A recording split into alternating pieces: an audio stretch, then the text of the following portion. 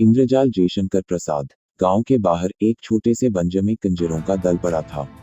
उस परिवार में टट्टू, भैंसे और कुत्तों को मिलाकर 21 प्राणी थे। उसका सरदार मैकू लंबी चौड़ी हड्डियों वाला एक अधेड़ पुरुष था। दया माया उसके पास फटकने नहीं पाती थी। उसकी घनी दाढ़ी और मूंछों के भीतर प्रसन्नता की हंसी छिपी ही रह जाती। गांव में भीख मांगने के लिए जब कंजरों की स्त्रियां जाती तो उनके लिए मैकू की आज्ञा थी कि कुछ न मिलने पर अपने बच्चों को निर्दयता से गृहस्थ के द्वार पर जो स्त्री न पटक देगी उसको भयानक दंड मिलेगा। उस निर्दय झुंड में गाने वाली एक लड़की थी और एक बांसुरी बजाने वाला युवक। ये दोनों भी गा बजाकर जो पाते वह मैकू के चरणों में लाकर रख देते। फिर भी गोली और बेला की प्रसन्नता की सीमा न थी। उन दोनों का नित्य संपर्क ही उनके लिए स्वर्गीय सुख था। इन घुमक्कड़ों के दल में ये दोनों विभिन्न रुचि के प्राणी थे। बेला बैडिन थी। मां के मर जाने पर अपने शराबी और अकर्मण्य पिता के साथ वह कंजरों के हाथ लगी। अपनी माता के गाने बजाने का संस्कार उसकी नस नस में भरा था।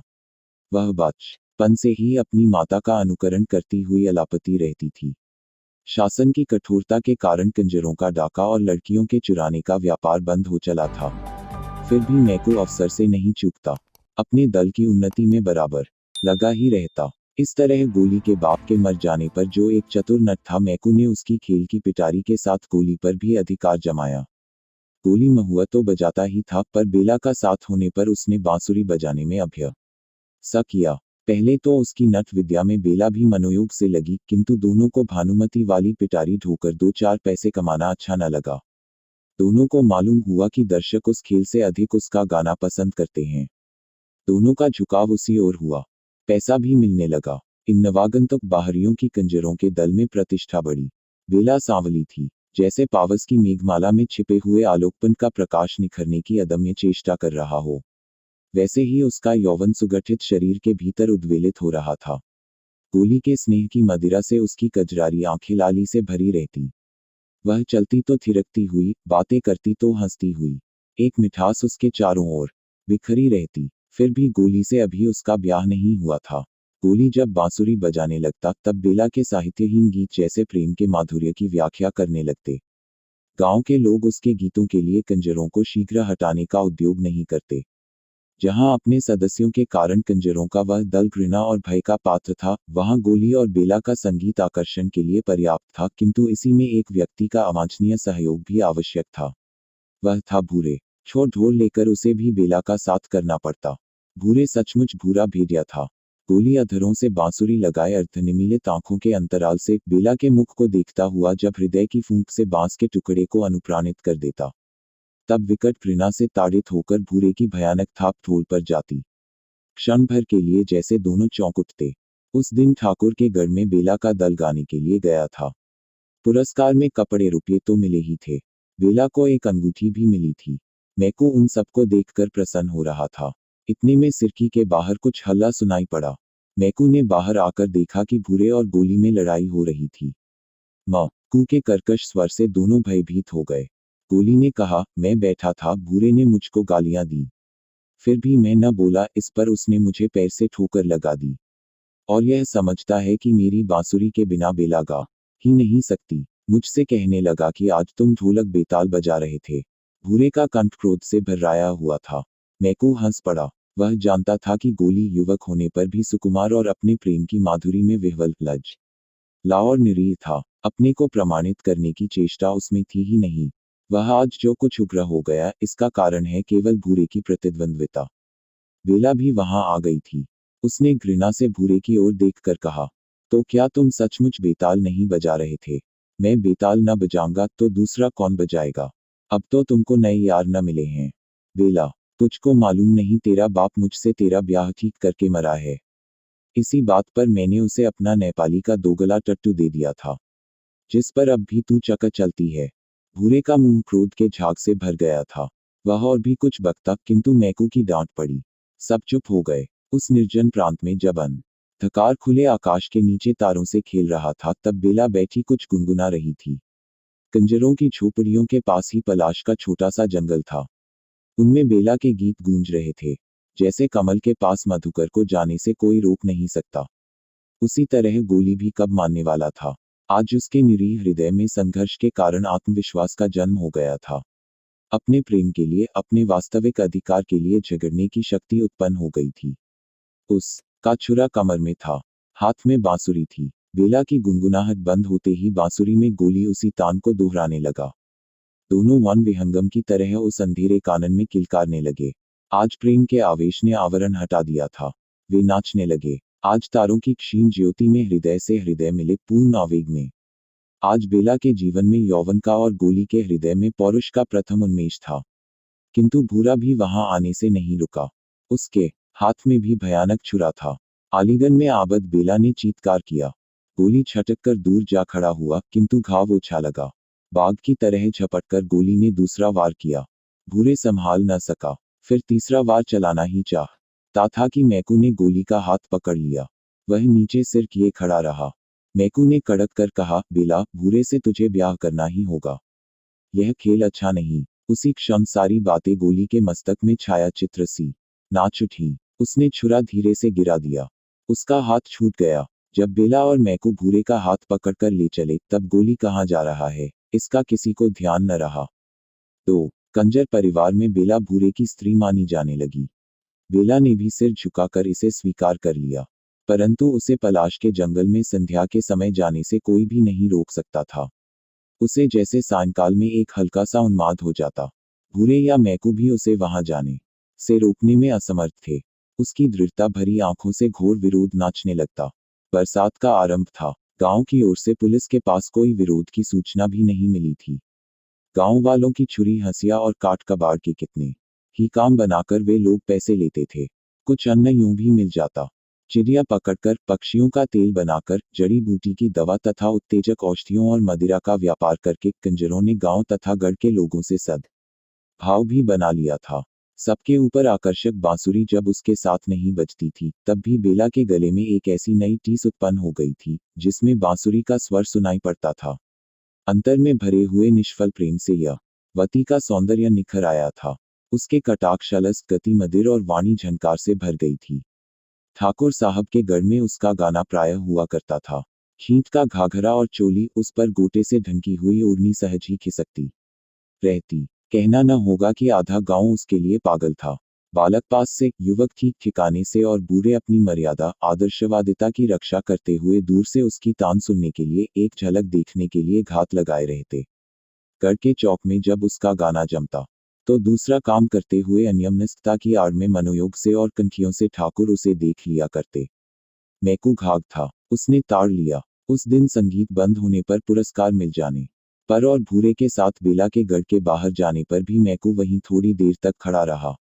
ठाकुर ने उसे देखकर पूछा, क्या है सरकार, कुछ कहना है क्या? यह छोकरी इस गांव से जाना नहीं चाहती। उधर पुलिस तंग कर रही है। जाना नहीं चाहती? क्यों? वह तो घूम घाम कर गढ़ में आ जाती है। खाने को मिल जाता है। मैकू आगे की बात चुप होकर कुछ कुछ संकेत भरी मुस्कुराहट से कह देना चाहता था। ठाकुर के मन में हलचल होने लगी। उसे दबाकर प्रतिष्ठा का ध्यान करके ठाकुर ने कहा, तो मैं क्या करूं सरकार? वह तो सांझ होते ही पलाश के जंगल में अकेली चली जाती है। वहीं बैठी हुई बड़ी रात तक गाया करती है। एक दिन सरकार धमका दें तो हम लोग उसे ले देकर आगे कहीं चले जाएं। अच्छा। मैकू जाल फैलाकर चला आया। 1000 की बोहनी की कल्पना करते वह अपनी सिरकी में बैठकर हुक्का गुड़गुड़ाने लगा। बेला के सुंदर की मेघमाला प्रेम राशि की रजत रेखा से उद्भासित हो उठी थी। उसके हृदय में यह विश्वास जम गया था कि भूरे के साथ घर बसाना गोली के प्रेम के साथ विश्वासघात करना है। उसका वास्तविक पति तो गोली ही है। बेला में यह उच्छृंखल भावना विकट तांडव करने लगी। उसके हृदय में वसंत का विकास था। उमंग में मलयानिल की गति थी। कंठ में वनस्थली की काकली थी। आंखों में कुसुमोत्सव था और प्रत्येक आंदोलन में परिमल का उद्गार था। उसकी मादकता बरसाती नदी की तरह वेगवती थी। आज उसने अपने जूरे में जंगली करौंदे के फूलों की माला लपेटकर भरी मस्ती में जंगल की ओर चलने के लिए पैर बढ़ाया, तो भूरे ने डांटकर कहा, कहाँ चली? यार के पास। उसने छूटते ही कहा। बेला के सहवास में आने पर अपनी लघुता को जानते हुए महसूसकर भूरे ने कहा, तू खून कराए बिना चैन न लेगी। बेला की आंखों में गोली का और उसके परिवर्धमान प्रेमांकुर का चित्र था, जो उस के हट जाने पर विरह जल से हरा भरा हो उठा था। बेला पलाश के जंगल में अपने बिछुड़े हुए प्रियतम के उद्देश्य से दो चार विरह वेदना की तानों की प्रतिध्वनि छोड़ आने का काल्पनिक सुख नहीं छोड़ सकती थी। उस एकांत संध्या में बरसाती झिल्लियों की झनकार से वायुमंडल गूंज रहा था। बेला अपने परिचित पलाश के नीचे बैठकर गाने लगी। चिन्हत ना ही बदल गए नैना। ऐसा मालूम होता था कि सचमुच गोली उस अंधकार में अपरिचित की तरह मुंह फिराकर चला जा रहा है। बेला की मनोवेदना को पहचानने की क्षमता उसने खो दी है। बेला का एकांत में विरह निवेदन उसकी भाव प्रवणता को और भी उत्तेजित करता था। पलाश का जंगल उसकी कातर कुहुक से गूंज रहा था। सहसा उस निस्तब्धता को भंग करते हुए घोड़े पर सवार ठाकुर साहब वहां आ पहुंचे। अरे बेला, तू यहाँ क्या कर रही है? बेला की स्वर लहरी रुक गई थी।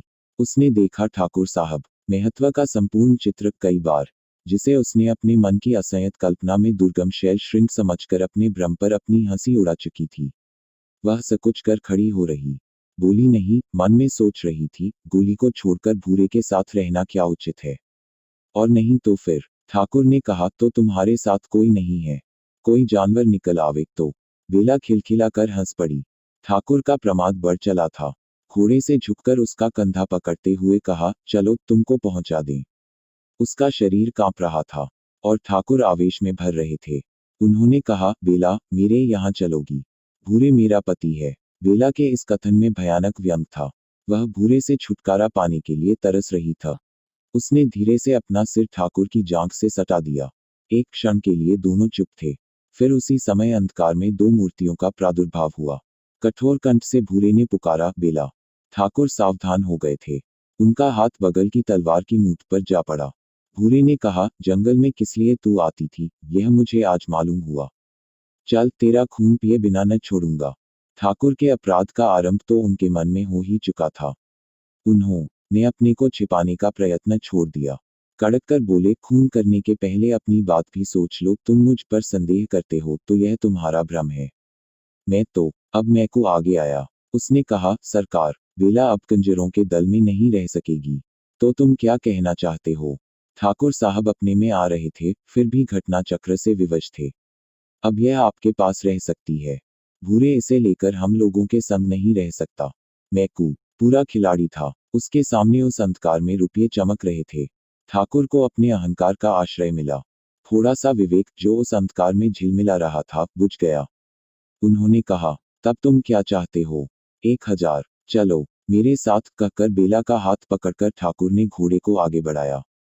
भूरे कुछ भुना रहा था, पर मैकू ने उसे दूसरी ओर भेजकर ठाकुर का संग पकड़ लिया। बेला रिकाब पकड़े चली जा रही थी। दूसरे दिन कंजरों का दल उस गांव से चला गया। 3 ऊपर की घटना को कई साल बीत गए। बेला ठाकुर साहब की एकमात्र प्रेमिका समझी जाती है। अब उसकी प्रतिष्ठा अन्य कुल बधुओं की तरह होने लगी है। नए उपकरणों से उसका घर सजाया गया है। उस्तादों से गाना सीखा है। गढ़ के भीतर ही उसकी साफ सुथरी हवेली है। ठाकुर साहब की उमंग की रातें वहीं कटती हैं। फिर भी ठाकुर कभी कभी प्रत्यक्ष देख पाते कि बेला उनकी नहीं है। वह न जाने कैस एक भ्रम में पड़ गए। बात निभाने की आ पड़ी। एक दिन एक नट आया। उसने अनेक तरह के खेल दिखलाए। उसके साथ उसकी स्त्री थी, वह घूंघट ऊंचा नहीं करती थी। खेल दिखलाकर जब अपनी पिटारी लेकर जाने लगा तो कुछ मनचले लोगों ने पूछा, क्यों जी, तुम्हारी स्त्री कोई खेल नहीं करती क्या? करती तो है सरकार, फिर किसी दिन दिखलाऊंगा, कहकर वह चला गया। किंतु उसकी बांसुरी की धुन बेला के कानों में उन्माद का आह्वान सुना रही थी। पिंजरे की वन विहंगनी को वसंत की फूली हुई डाली का स्मरण हो आया था। दूसरे दिन गढ़ में भारी जमघट लगा। गोली का खेल जम रहा था। सब लोग उसके हस्त कौशल में मुग्ध थे। सहसा उसने कहा, सरकार, एक बड़ा भारी दैत्य आकाश में आ गया है। मैं उससे लड़ने जाता हूँ, मेरी स्त्री की रक्षा आप लोग कीजिएगा। गोली ने एक डोरी निकालकर उसको ऊपर आकाश की ओर फेंका। वह सीधी तन गई। सबके देखते देखते गोली उसी के सहारे आकाश में चका अदृश्य हो गया। सब लोग मुग्ध होकर भविष्य की प्रतीक्षा कर रहे थे। किसी को यह ध्यान नहीं रहा कि स्त्री अब कहाँ है। गढ़ के फाटक की ओर सबकी दृष्टि फिर गई। गोली लहू से रंगा चला आ रहा था। उसने आकर ठाकुर को सलाम किया और कहा, सरकार, मैंने उस दैत्य को हरा दिया। अब मुझे इनाम मिलना चाहिए।